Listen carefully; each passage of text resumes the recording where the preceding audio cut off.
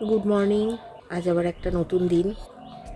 আজ হচ্ছে শুক্রবার। আজ অনেক সকাল সকাল ঘুম থেকে উঠে পড়েছি। আজ থেকে আমার ছেলের পরীক্ষা শুরু হচ্ছে। ও বিএ সেকেন্ড ইয়ারের পরীক্ষা দিচ্ছে।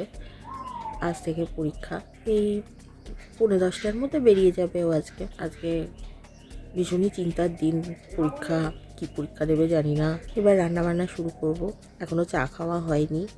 হাজবেন্ড বাজার গেছে, দেখাবো কি বাজার এলো।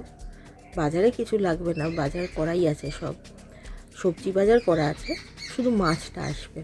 দেখাবো কি মাছ নিয়ে এলো। মাছের যা অর্ডার আছে সেই অনুযায়ী মাছ আসবে। দেখতে থাকো, চা খাবো তখন আবার দেখাবো, কথা বলবো। কাজ শুরু হয়ে গেছে। বলেছিলাম চায়ের সময় ভিডিও দেখাবো, কথা বলবো। আর সময় হলো না, তাড়াহুড়ো করে খেতে হয় তো, অত গল্প করে করে চা খাওয়ার আর সময় হয় না। সন্ধ্যেবেলাটা আবার হয়, যদি সেরকম অর্ডার না থাকে বড় কোনো। এখন ডাল করবো, ডালে একটু ধনে পাতা দেবো। ছেলে এখন বেরিয়ে যাচ্ছে, পরীক্ষা আছে।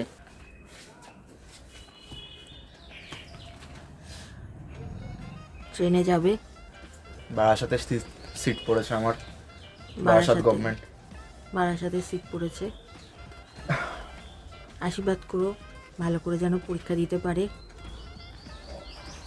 আপলোড করতে পারো? আপলোড করে দিতে পারো না। কি কি অর্ডার গেল বলো এবার দেখি। অর্ডার সবে দুটো গেছে। এই যে ডাল আছে, আর দুটো যাবে অর্ডার। ডাল আছে, ডাল হয়েছে আজকে সজনে ফুলের চচ্চড়ি। ভাত আছে, এই যে ভাত। এটা হলো পার্শে মাছ বেগুন দিয়ে ঝাল, সর্ষে বাটা বেগুন দিয়ে ঝাল হয়েছে। ভাজাতে আছে আজকে মেথি শাক, আলু বেগুন দিয়ে ভাজা। আর চাটনি পাঁপড় আছে।